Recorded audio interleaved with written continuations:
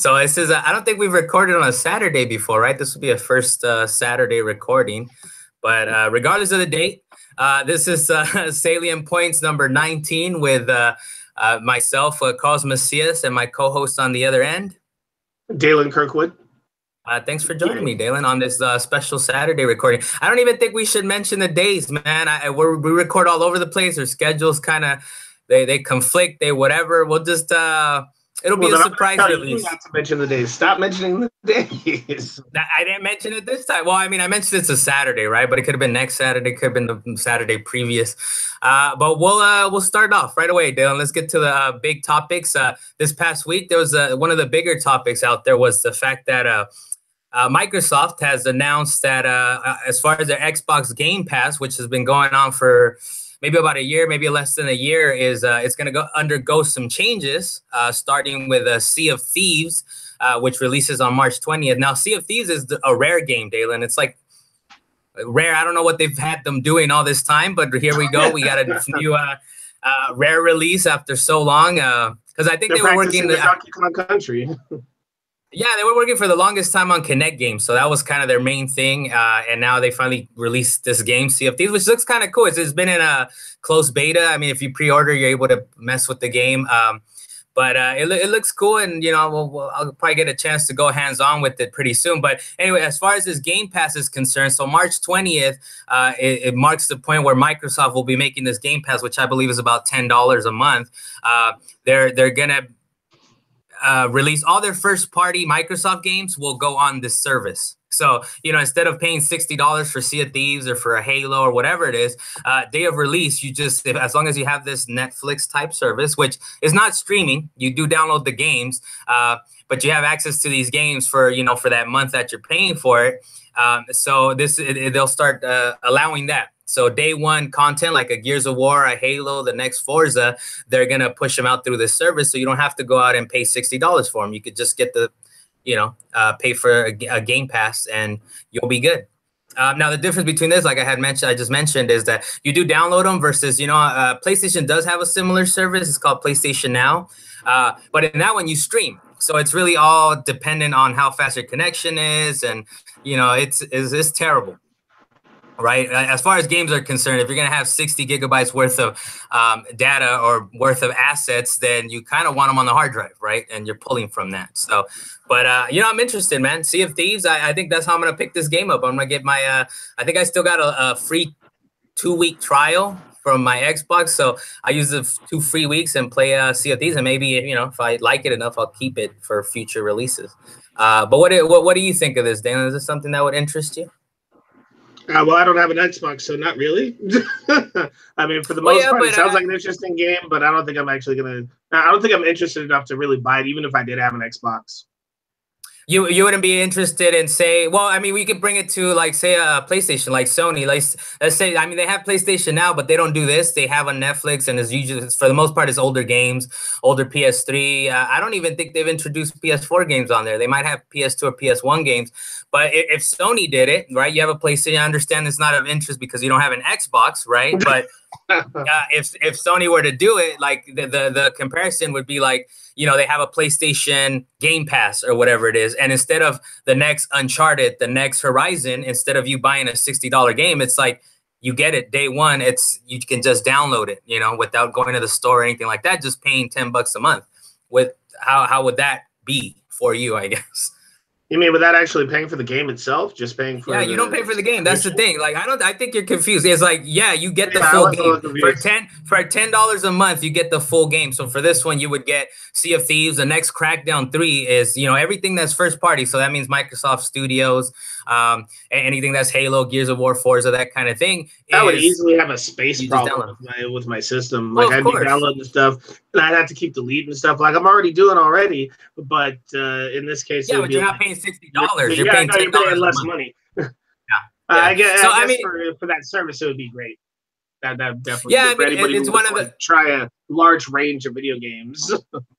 Well, but I mean, it's not even like, I mean, if you think about it, if you pay $10 for 1 month and you get Halo, that kind of covers you $60 for the next like 6 months, you know, and you pay for the service. And it's not like you just get one game. Actually, yeah, it's much like Netflix where they have a collection of games. I think they have about 100 games on there already. You can play Halo 5 on there. They actually have Halo 5. They have a whole bunch of games. I think they have up to 100 games on there now.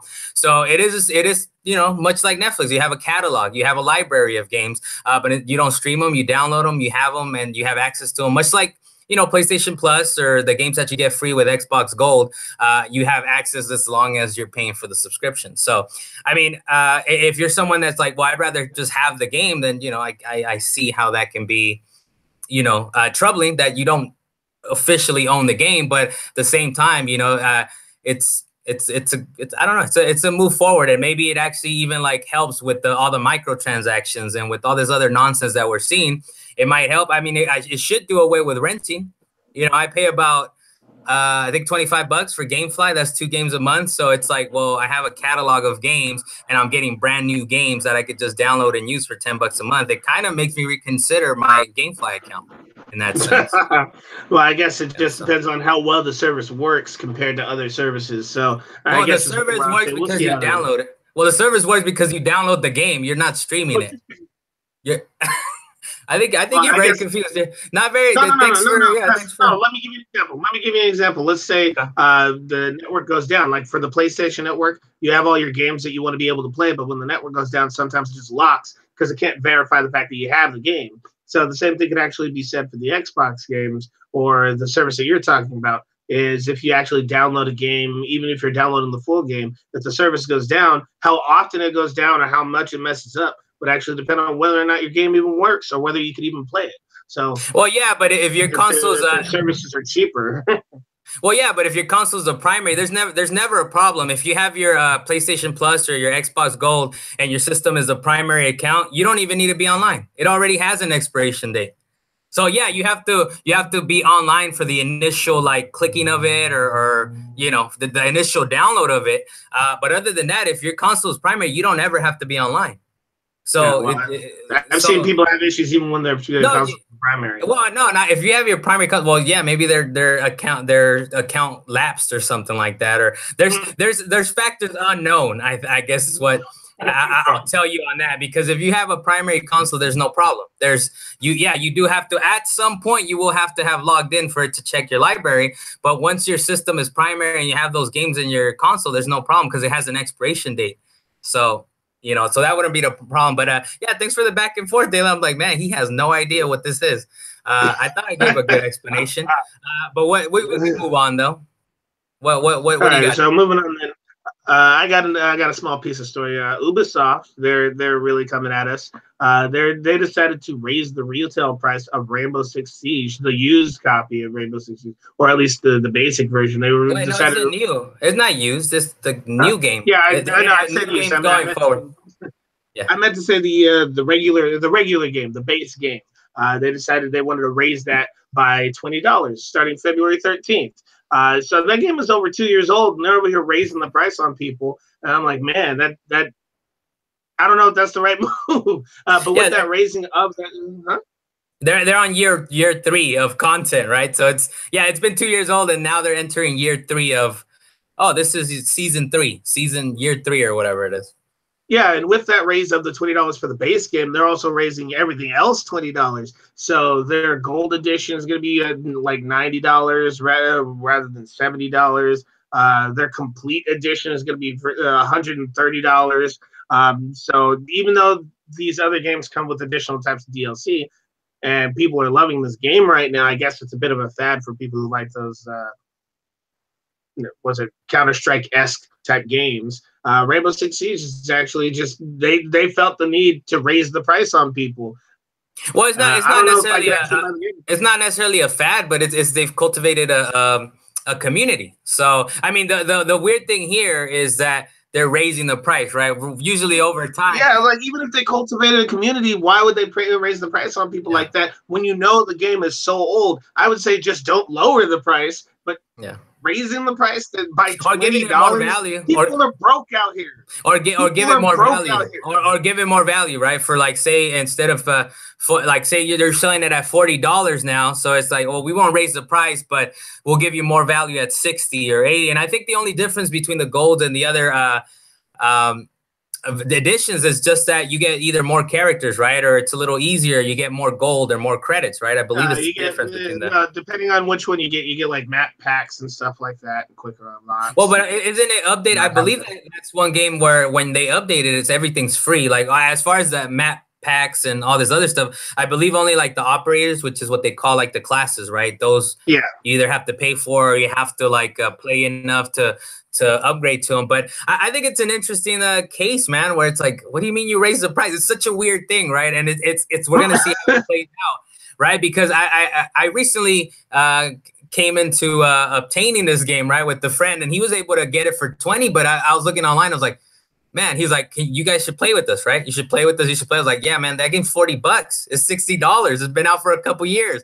And we managed to get a copy that was like about $15, $20, right? But now they're talking about they're going to raise the price. So it's kind of like, if you really want the game, go buy it right now. Go buy it right now before they raise the price for it. But I don't know. We'll see how it works out. It's sort of a weird thing where, you know, like we were just saying, it's like games usually go down. They don't go up. But it's one of those games that released like, it was like a December timeframe where they were hoping to make a big splash, but it's sort of like slowly but surely started to grow a community. And now it's to the point where it's like, oh, it's big enough to where, yeah, it was like $20 a month after launch. Now it's like, let's make up for that money that we missed out on in the beginning. But, you know, they're kind of cutting off their, I don't know, what's the phrase? They're cutting off their nose to spite their face or whatever it is. It's kind of like, I don't know, man. Maybe you built the community because it was cheap enough over time or at the beginning where it made sense for people like, you know what, it's $25. You know, my friend likes to play it, and you cultivate a community or friends that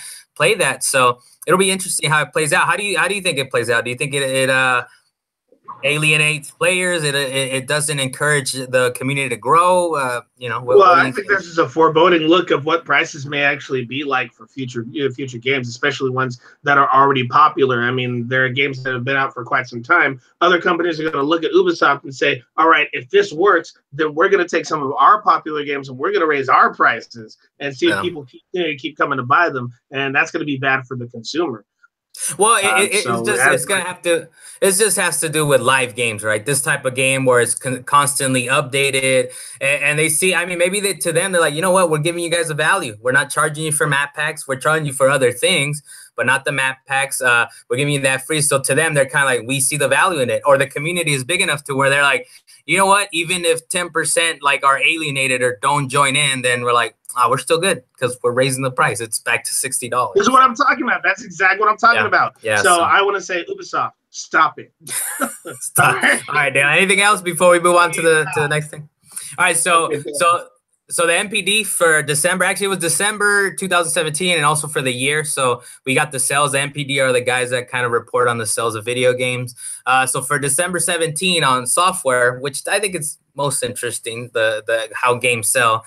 For December 2017, the top 10 selling games were Call of Duty, World War II, Star Wars Battlefront 2, Super Mario Odyssey, NBA 2K18, Mario Kart 8, Madden 18, PUBG, of course, is in there, Assassin's Creed Origins, Breath of the Wild, and Grand Theft Auto 5, which, let me remind you, Dalan, Grand Theft Auto 5 was released in 2013, and we're talking about in 2017, December. So, and then rounding out the list is, 11 to 20, FIFA 18, Destiny 2, Lego Marvel, Splatoon 2, Need for Speed Payback. Xenoblade Chronicles 2 made the list. It's in the top 20. Just Dance 2018, The Sims 4, Pokemon Ultra Sun, and then Pokemon Ultra Moon. So, that was the top 20, December 2017. And I'm just surprised that Just Dance showed up anywhere in that list. Oh no, man, those games are popular, man. I mean, we don't buy it. Me and you don't buy it, but those games are still popular. They actually probably is what kept the Wii going till like 2008 or 2009 because people were still buying it for the Wii. You know, even after the Wii was out. I think the Wii version of Just Dance might have outlived the Wii U anything, is probably how popular Just Dance is. So they also listed the 2017 best-selling games. So that's like of the whole year, the best-selling games. Number one was Call of Duty World War II, it just came out in November and it outsold everything. NBA 2K18 at number 2. Number 3, Destiny 2. So it sold well enough. It's probably dwindled since then, but it sold well enough.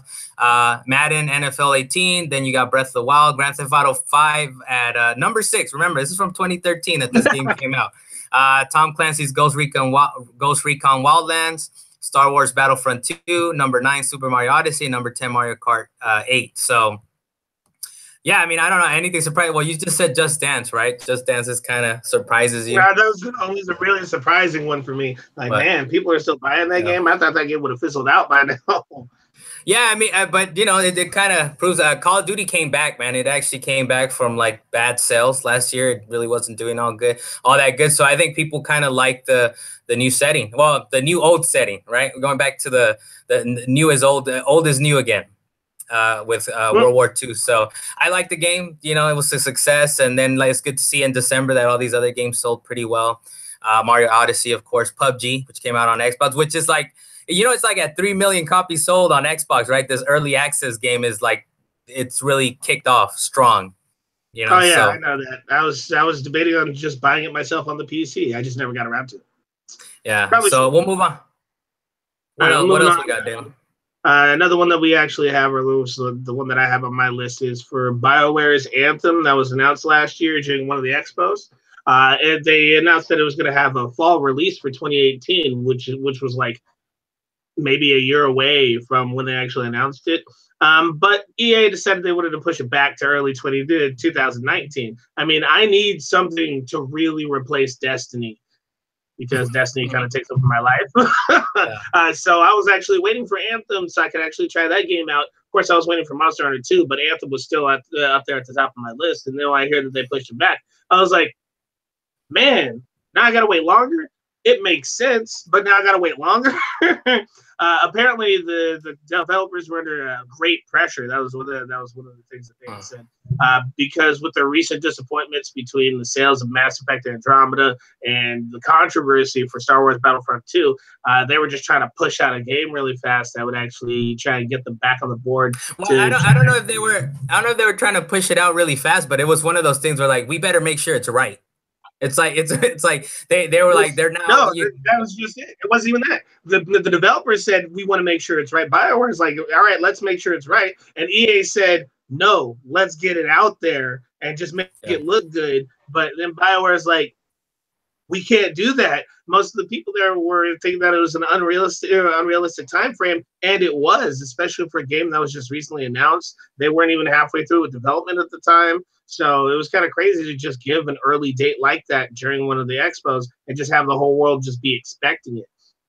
Don't get me wrong, there are other games that have worse it seemed a little early for them to say 2018 too for the game. You know, it seemed like based on what you saw, it was like this game looks great, this looks incredible, but it's a vertical slice, you know, of what it ultimately will be.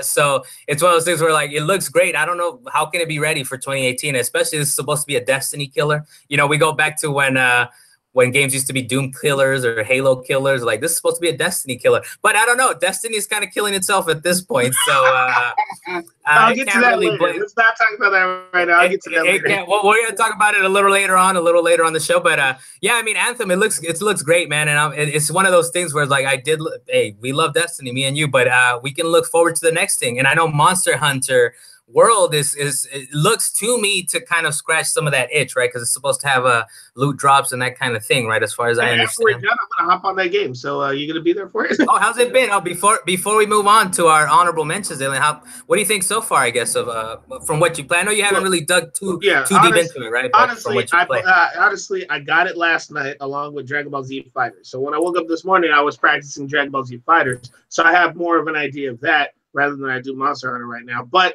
so far, every one of my friends have been on that game. So I'm like, man, I really need to get on this so I can actually start getting some gear and start enjoying myself. So I'm going to actually be doing that after I'm done with this podcast. So Well, what do you think of it?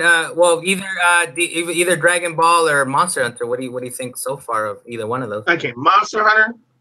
Literally, I basically just said I have not popped it into my PlayStation. But for Dragon Ball Z, but for Dragon Ball Z, I thought you said you jumped in because before we got on, you had mentioned you were playing Monster Hunter. No, I said I was going to play Monster Hunter, but I ended up playing Dragon Ball. So Dragon Ball. I was stuck on Rocket League for longer than that. I was stuck on Rocket League. But we always go back to the same thing, man. We always go back to Rocket League and Monopoly. All right, but for Dragon Ball Z, they actually gave us exactly what they promised. That's actually why I'm enjoying this Dragon Ball Z game. I had to really figure out how the moves worked. They actually seemed a lot more simple than I thought they were. But the fact is that the game is still beautiful. It's actually very easy for a lot of people to play. They don't have too many complicated mechanics to it. It's just you got to know what you want to do and how you want to attack. And by the time that you're done with the match, you're like, I don't know what just happened, but we're doing it again. So, have you played online? Did you try the online? How's the online going on there, or not yet? I know. So far, I just did the story mode and the training. So the story, they're actually rolling it out pretty smoothly, and for the training, well, you know what? That's the thing I'm interested in the story mode. How is it? Do you get cutscenes? You get all this, or is it just kind of like a ladder or? Kind of you're going from fight to fight, or there are cool cutscenes. There's sort of a story that it's telling you, or yeah, it has some cool cutscenes. It has a story that it's telling you, and then you actually end up getting into a match. It doesn't give you an "Are you ready?" factor, but it smoothly transitions into the fight. So I'm ready. I'm kind of ready. Too smoothly. A little too smoothly, maybe, if you don't know when the fight started, right? Is that they don't give you a heads up on the match? That's what I'm saying. That's what I'm saying. It may be a little too smoothly where you're like, oh, I'm fighting now? What do you mean? Well, if you're watching the story, it's kind of obvious that it's about to start up. So. It's about to go down. It's about to go down. You can tell. All right. Well, yeah, thanks for your impressions, Dalan. We'll look forward to next time. You should have a little more deeper. And probably I should have been have played some Monster Hunter World. Maybe we play together and we'll have some deeper impressions of that next episode. No, I'm game flying it. I'm game flying it. Redbox is doing some weird thing. I would have gotten it through Redbox, but Redbox is doing some weird thing where it's not out till next week. I'm like, Redbox, I won't need you then. But so it's I'm not sure. I'm not sure if it's a game for me. So I kind of want to be, which is kind of what happened with Destiny. Actually, I wasn't really that convinced with the beta, and then once I either rented it or something where I didn't pay for it, and I was like, all right, you know what? I'm convinced. I'll get down with this. So we'll move on to our honorable mentions, Dalan. We got one story that's kind of interesting. We had talked about a week ago or a few episodes ago. We talked about the Overwatch League, which is kind of like these companies are making big moves. But of course, the Overwatch League was more towards a Twitch. Everything is exclusive through Twitch. But these TV companies, man, they don't want to be left behind, right? So you have a new deal that's been put in place. ESPN with Disney XD have signed a long-term multi-event deal for Madden esports. So the deal apparently is on today or tonight. The deal will start this weekend with Madden NFL 18 Club Championship. It's going to be airing on ESPN News, ESPN2, and you'll like this one, Dalan, ESPN Deportes. That's going to be on that one. So that sounds like a you thing. You just decided to stress the Hispanic part of that. Thanks. Well, it's Spanish language part. Then it has nothing to do with Hispanic. All right, we'll get into that at some other point. But good job. Keep going. Whatever it is it's to me, I see it like TV networks are trying to figure out a way to keep their audiences from dwindling, right? This is it's a problem. Millennials are going to Twitch, they're going to YouTube. What do we need TV for? So to me, it's kind of a way for TV to kind of like, ooh, how do we get to these kids? So streaming services. We'll see what happens. We'll sign deals with like Netflix and Amazon and stuff. So.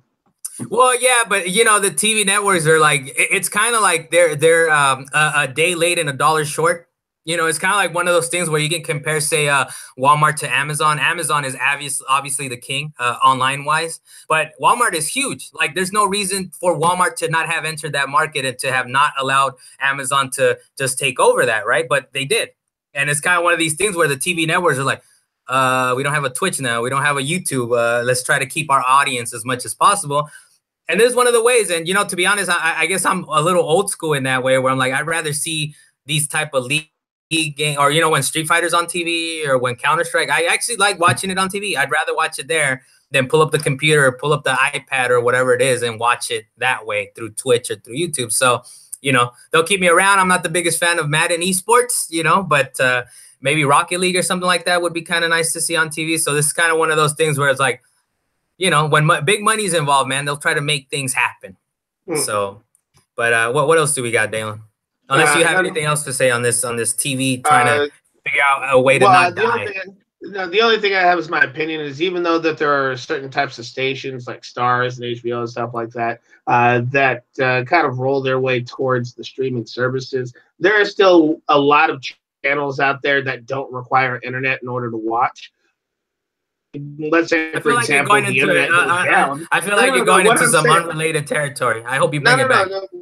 I'll give you a chance. Well, I'm saying that I don't think the the television stations need to really go away the way that you're saying. I mean, you're talking about Walmart joining on the streaming service to try to actually get their good sales going, but there are still too many stations out there that don't actually require any type of services at all. You just need to have cable or something like that. So, are you talking about over the air, like? You're talking about over the air, like Channel 2, Channel 4, like, stuff like that. So, I don't think you still need a TV and you still need some sort of cable. Even if you're not paying for cable, you still got you still have basic channels. I mean, no, it won't go away completely, but I think it's to a point where it's dwindling enough where they're like, we're losing money. Where money is in the streaming there's services. Still millionaires. They're still millionaires. They're gonna be fine, and their next generation of kin is gonna be fine. But it's one of those things where they're like, oh man, Twitch and YouTube are making billions of dollars, and we're over here suckers making 500 million. So that's really what we're talking about, right? So that everybody's gonna be fine, but yeah, over time it's gonna, they start to see it slip, and some people will be more fine than others. That's what you're saying. Yeah. So and the companies, of course, corporations are greedy, and they're trying to be not just fine, they're trying to hit that billion. They're trying to hit that 2 billion or whatever it is. So that was my only comment on that. We got Dalan. So I like it. I like you kind of veered off track, but all right, that's fair. Well, you mentioned it inside of there, and it just popped into my head. That's what it was. All right, that's fair. Okay, so another one that I have is the God of War, the new God of War director, the director for the new God of War. That's how I'm going to say it. Corey Barlog. I'm not sure exactly how to say his name. He confirmed that this game will not have a season pass. Because God of War doesn't have a season pass, doesn't necessarily mean it won't have DLC. So, for example, like the Horizon Zero Dawn, even though they didn't have a season pass, they still had one massive expansion, and it's the only one that I know of so far. And actually have a date for it, being April 20th for the PS4. It'll actually come with the collector's edition, Stone Mason edition, and the deluxe edition, along with some pre-order bonuses.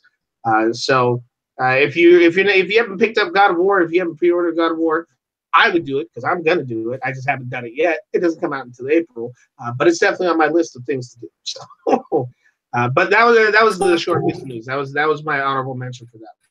All right. So what do you have? Unless you have a comment on that.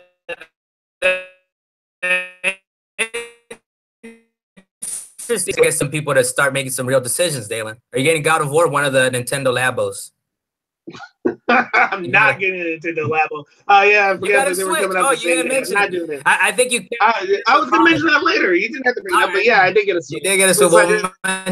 No, when you brought it up, you might as well start talking about it. The fact is I promised that before the second episode aired for this month, or at least 2 weeks from the time that we had our nice little discussion, I said I was going to buy myself a Switch. As of yesterday, purchased Switch, sitting in the living room, set up. Well, actually, it's not set up, and I haven't even cracked the box yet. But I'm down to play my one game that I've had sitting there forever with no Switch attached to it. No, but it'll be fine. April 20th, you'll grab some Labos and you'll be fine. No, I'm not gonna grab a Labo. I'm gonna look at everybody else grabbing a Labo, walking around with a ridiculous cardboard box back. I know you don't have any. You don't have any kids, but you can play with your wife, right? You can be like, wife, let's create these Labos with me. Let's buy these cardboard boxes with Nintendo slapped on the side, and we'll create these little robots. and these different little toy situations. But as far as God of War, I'm kind of excited, man. Now there's a date to it. Now we can look forward to it. We're in January. That's 3 months out. We're gonna be good. We're gonna have a new God of War soon. But I think you're right as far as the season pass. If there's no season pass, doesn't mean we're gonna get DLC. We're not gonna get DLC, right? Which is exactly what happened with Horizon. Like you said. Honestly, if I don't get DLC, as long as the game is good, I'm still set. Well, you know what? I actually like it more this way. To be honest, I like it more because I hate season passes, man. Because season passes are like they're asking you to pay up front for things you don't even know what you're gonna get. So it kind of, to me, I see it as it you know the word, right? It doesn't incentivize them to make a good product, right? It's kind of like, oh, we're just going to throw some nonsense together, some trash together, and we'll charge them $40. It's like, okay, you give us one cool piece of content that pushes the story forward, or is actually a meaty piece of content for a bunch of little cosmetic things. Like, why did I pay $40? So if anything, like the Horizon thing, I looked at it and I was like, you know what? It's $20-$30. I can look at it and I'm like, all right, that looks interesting. And they actually that wasn't a season pass. So it was just the expansion. No, that's exactly what I'm saying, though. That's exactly what I'm saying is that it wasn't a season pass. They had to prove themselves. They had to prove that this is a worthy piece of DLC content. So for God of War, I like that they're going down this route too, that it's like they have to prove themselves. So they're going to release a new piece of content for $20-$30, which they would consider an expansion probably at that point. It's like, they have to prove that it's worth the $20 or $30. So I kind of like this route they're taking, and April 20th will be their day one, right, Dalan? What do you think? Well, as long as they don't have a whole bunch of games coming at the same time, yes, I will be. Labo. I mean, you might have to decide for that or Labo. I'm not getting Labo. I'm not getting Labo. Move on. What do you actually, maybe you get God of War and I'll get Labo, and we could share, I guess, or we could we could trade back and forth. The next thing on my list. I'm not gonna care about the Labo. Stop it.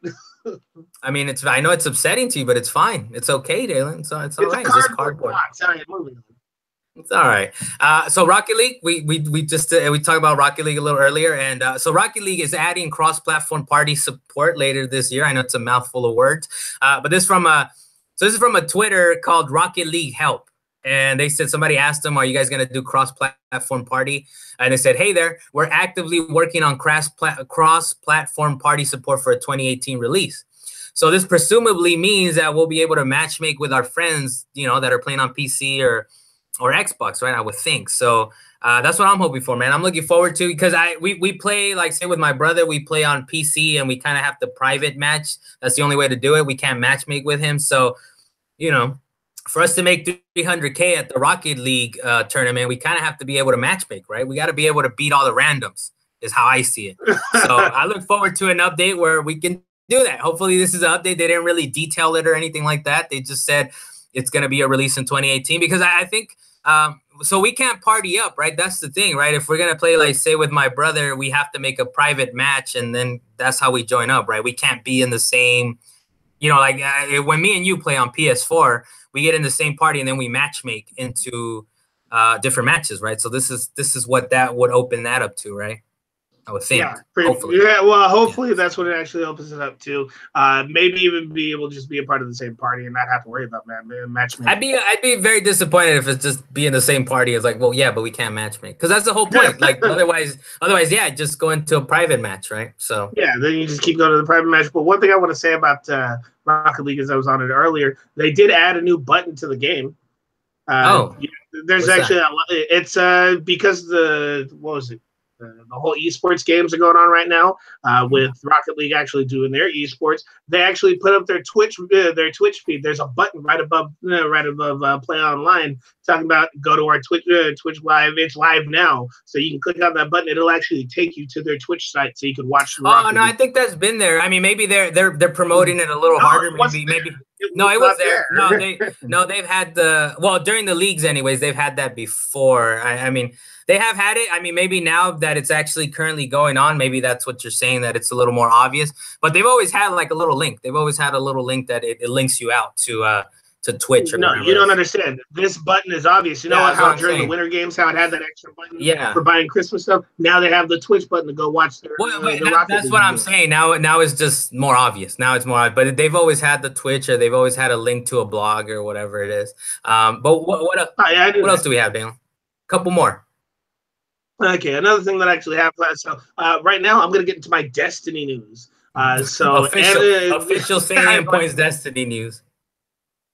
Destiny news. Analyst Doug Kreutz of the Wall Street financial firm Cohen wonders if Destiny 2 will be able to recover from a string of controversies, saying Destiny is not in a good place, which is kind of true in a lot of cases, or at least for most recent conversations that we've had. I mean, even apparently the number of streams between Destiny 1 and Destiny 2 reduced by pretty much half between the two games, especially during the Christmas season. I think that's kind of crazy.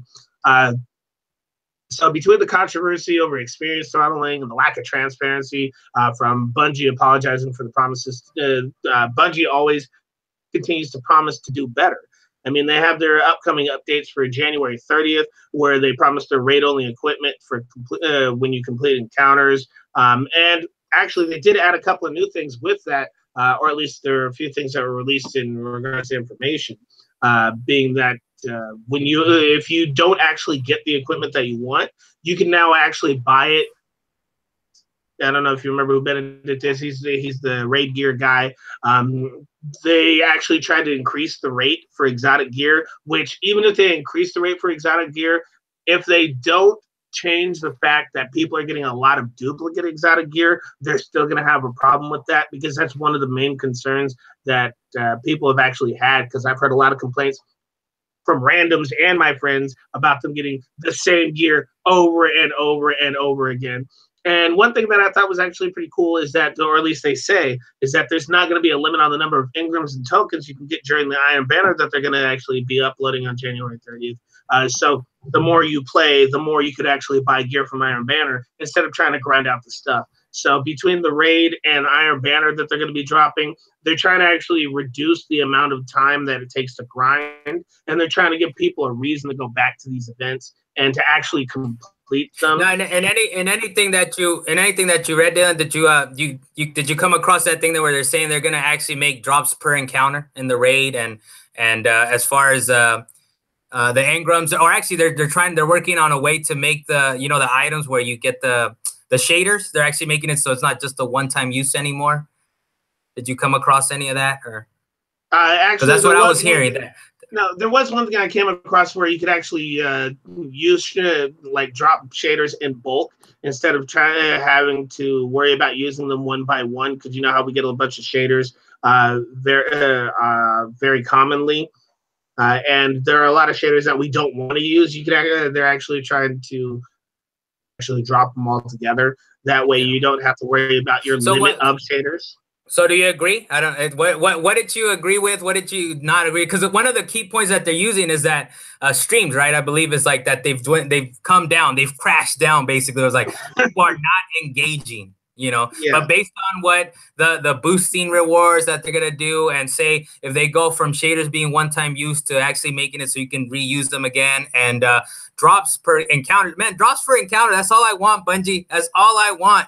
Draws per encounter. Let me, after we do one of these sections, I get a drop that I want, and yes, that it lessens the probability of getting multiples of the same kind. So maybe you didn't hear me when I said it. Then for the raid only equipment, you're gonna get a drop every encounter. Yeah, you will actually. That's what I want. That's all I want. Yeah, I don't want to go to the guy and pull on the lever. What they're talking about is that with the raid equipment, when they drop, even if you don't get the equipment that you want, by the end of the raid, as long as you completed the raid, there's going to be a cycling selection that Benedict's going to have that you can actually go and buy some of the raid equipment. That way you don't have to keep grinding out at the same level. Now, of course, if Benedict's not selling what you need in regards to raid gear, then you're going to have to Benedict, man. Go back and do this. We try to keep it kid-friendly, child-friendly, but, man, I don't like that guy. I don't like that guy. Good job. I want to say more. I want to make it more graphic, but I hope that comes across. Is there any hope, Dan? Is there any hope? I got to mention one other thing, because you actually ended up bringing it up, is that with the raid drops, they actually made it so that if you do some of the harder levels, you could actually get the hard raid gear, and you'll get the normal gear. So you can actually go do prestige raids now and get extra gear. Okay. All right. So we'll see. I mean, they just give me drops. He just give you drops. Well, go do prestige mode man. once the update happens, and let's see how many drops you get. Let's see if we get through it. When's the just to end it with this then? When's the next significant Destiny drop? When is the next date? Have they put a firm date on? It's not the next expansion, right? It's going to be before the next expansion. Did they mention anything like that? The January 30th date is the big one. This is the big one. If they don't, if they can't do it with this, I don't know where Destiny is going to be after this, because already that's what it's not in a good place. Like the Wall Street, I mean, and we're taking advice from a Wall Street Journal guy. This guy just talks numbers, man. What are we doing taking advice from this guy? But it's just funny to me that everybody was kind of spreading it around as like a Wall Street guy says, a Wall Street analyst says Destiny 2 is not in a good place. Like, ask the players, man. Ask me and Dalan. We'll tell you the same thing. So, all right, well, hopefully we'll move on. We'll end it on hopefully, this one. Hey, maybe we'll end it on this major expansion like the Taken King. Just the image of the nodes or the circles or whatever you want to call them around the raid just tells me they're not going to do a big thing. They're just going to add another thing to that little node or that nodule or whatever you want to call it. It's going to be just a raid activity or a raid lair, unfortunately. I think we're just going to have to wait till Destiny 3 at this point, unless they prove us wrong. I hope they do. You say Destiny 3? Let's see if we get that far. What I'm saying is, as far as the nodes or the nodules on the game that we're currently seeing, we won't get a big Taken King until Destiny 3, and then we'll get another 4 nodules on there for a raid activity. So we'll see what happens. We need a raid that's actually very much thought out and that takes time, and it's hard for people to actually do the mechanics rather than just one boss that takes forever. Yeah, that's true. All right, so we'll end it on this, Dalan. I don't know if you've heard about this. There's this cryptocurrency craze going around. It's been going on for a while now, right? Yeah. But so the cryptocurrency thing, the Bitcoins and all that, it was fine. Whatever, let the rest of the world deal with it. But it's affecting our gaming world, man. And not me and you so much, I guess, because we're not into PCs all that much. But apparently cryptocurrency, quote unquote, mining rigs have taken over the graphics cards market, making them go from, they used to be 380 for NVIDIA GeForce GTX 1070 to now it's more than $700. So you tack on an extra $300 for graphics cards if you want one, because people are using them for, an explanation from Polygon says, cryptocurrency mining requires in malware, and miners figured out years ago that the chips in many high-end graphic cards, so this is actually what's making them jump up. But at least I guess one retailer or one online store, Micro Center, is actually kind of fighting back a little bit about it. They said that they'll give it to make a gaming rig specifically. So, if me and you, Dalan, are like, can we make a PC? We're making a gaming PC. We're not making a cryptocurrency PC. Apparently, they'll give us a discount, Dalan. Close to. Yeah, there is a difference. There is a difference. There's a difference. So, I don't know. Do you think they're doing enough, man, to kind of stave off the? It's like we're not jerks. We're just, we're feeding the market. We'll help you out though, if you guys, because I think this is one of those things where they hedge their bets on, like, we want to keep our current market. We want to, like, this cryptocurrency thing is a craze now, but if they're like 5 years from now, nobody cares, and we still need those PC gamers, they're gonna be like, man, screw you guys. I can't trust you. I can't trust you with this. You kicked them up $700 when it made sense to you. So the problem is that if the cryptocurrency keeps skyrocketing the price, at some point the manufacturers of these parts, they're thinking to themselves, man, when that bubble pops, these things are going to be stupid expensive. So let's not do that. They're trying to stay away from that bubble. That's what it is. So what do you mean? Wait, what are you talking about? Who is? No, this is one of those things where, like, I get it. I think they're trying to hedge their bets. Where, like, look, if you're making a real PC, we'll give it to you at a fair price. But to me, at the same time, look, if I was a store, if I was Micro Center, I'd be like, hey, man, I got graphics card, whoever wants them, and we're raising the price while this fad is still going on. And then, we'll deal with the blowback when the cryptocurrency goes away. And like, oh, no, they're cheaper. That's what I'm talking about. It's that bubble, but it will still take time. When that bubble pops, a bunch of companies will end up losing a bunch of money, because then that currency is going to be gone, and their parts. Well, no, they just bring it down. The reason it's up is because demand is high. Adjust to whatever the market will be at by the time the bubble pops. We don't know when that bubble's going to pop. Yeah, I mean that's true. I mean, the only way I see it being a problem for like say a Micro Center or whoever sells these graphics card is that they overbuy. If they like go crazy and try to keep up with the demand of cryptocurrency. But I think as long as they keep up with the, they're like, well, look, this is what we've always been buying, but now we're selling them for double the price. I think they'll be fine because it's like, well, we've always bought 100 cards to resell, right? So they're not going from 100 sold to we need to buy 2,000 because all these cryptocurrency guys are trying to buy cars. It's like as long as they keep their, and of course, I don't know Micro Center's business. If they're going all crazy and they're buying extra cars that then they're going to be trying to sell off, then that's going to be on them. But as long as if I was a company, I'd be like, look, let me just buy enough to satiate demand, and we'll deal with it next time. But at least we've sold them for double during that time. So. Well, we'll see what happens when that bubble pops. I mean, I'm down to see what happens with the market as soon as that happens. I'm down to see. I mean, skyrocket was one thing. Now I want to see it drop like a bad habit. Well, it's been tumbling. I think it tumbled to like half, man. Like in the last week, I think it was up to like 19,000, like the highest, and then went down to 11,000. So it's kind of like people have to understand. It's like, look, it really has no inherent value. It's not like gold or silver or all these other things that have inherent value to them. This is you're buying a transaction token. That's what you're buying anonymity. That's what you're buying. You're buying anonymity. In a way, yes. You're buying a container that you can. No, it's not in a way. That's what it is. It is buying anonymity. Yeah. Well, no. What I'm saying is some people. Well, okay, yeah. You know what? In a way, yeah. Because this it's anyway. It's an easy way to money launder if that's really your ultimate goal, right? You're like, I don't want no one to know where it came from or anything like that. I just wanted to end up somewhere, and that's how it's mined out or whatever it is. So. I think we are a little nice and a little crazy. Have when we mentioned them out, but thanks, viewer. You hung out with us for like half the show. I was gonna ask him a question, but that's like, well, he left. But all right, so that was.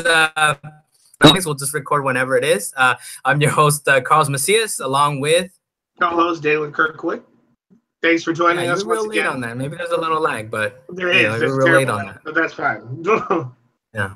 All right, Dalan. And I did notice you're all cold over there, huh? Oh man, you're thinking, hey, don't worry about my chill. I'm chill. I mean, you don't seem too chill, man. You seem like you just woke up. I was like, man, I'm getting no responses, no diatribes from Dalan. He's like, no, you just talk a lot. You gotta understand this, Carlos. You talk a lot. That's possible. That is a possibility too. You have things to say. That's what it is. You have things to say.